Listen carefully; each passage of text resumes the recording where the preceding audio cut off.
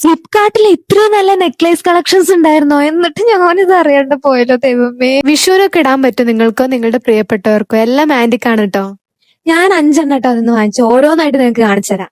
അപ്പൊ ഫസ്റ്റ് തന്നെ ഇതാണ് കൃഷ്ണനും രാധയുടെ ഒരു സ്റ്റാച്ചു. ഇത് എനിക്ക് ഭയങ്കര ഇഷ്ടമായി. വിഷുവിന് പറ്റിയൊരു കളക്ഷനാണ്. കൃഷ്ണനും രാധ നിൽക്കുന്ന ഒരു സ്റ്റാച്ചു, എന്നിട്ട് മുത്തുക്കുടൊക്കെ പിടിച്ചിട്ട് ഗ്രീൻ ആൻഡ് പിങ്ക് സ്റ്റോൺസിൽ വരുന്നത്.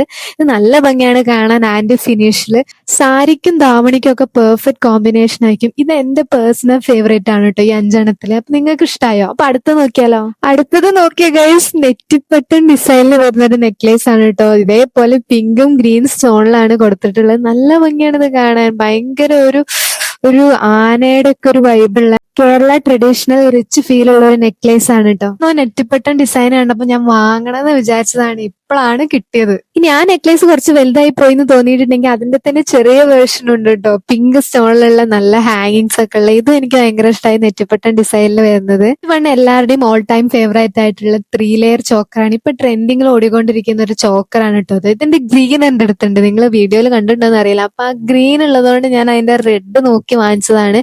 ഗ്രീനും ഇതിന്റെ സെയിം ഗ്രീനും അവൈലബിൾ ആണ് കേട്ടോ. ഇത് റെഡ് ആണ്. ഫോർത്ത് ആണ് ഇതായ ഒരു ഗണപതി ഡിസൈനിൽ വരുന്ന ഒരു പെൻഡന്റ് ആണ് കേട്ടോ.